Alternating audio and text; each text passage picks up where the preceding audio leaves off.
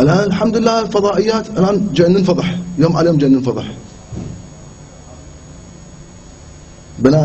احنا بنانا نتصور انه الشيعة لحاق، واذا عندنا فضائيات وشيء كل العالم يصيرون شيعة. اثار فضائحنا زادت، انكشفت على الملأ.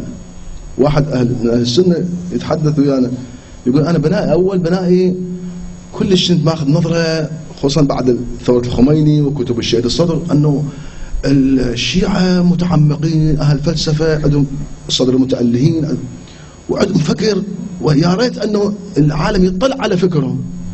بعدين لما شفت قناة الانوار والزهراء واهل البيت، وشفت ذول المخرفين الدجالين اللي على المنابر، شفت ذول الشيعة، هو هذا الشيعة؟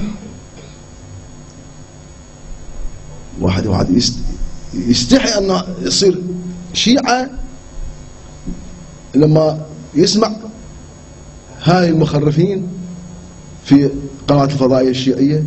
والله واحد يخجل يصير شيعي. ذاك اليوم واحد يقول شيخ يقول تدرون هذا العصفور ليش سموه عصفور؟ يعني ما يستحون على الفضائية. يقول لأنه هو كان قد النعامة، هذا العصفور. هو كان اسمه صور، فور، اسمه فور قد النعامة. صار سني، يعني ترك الولاية أهل البيت، الله سواه بقد هذا العصفور وسماه عصافور.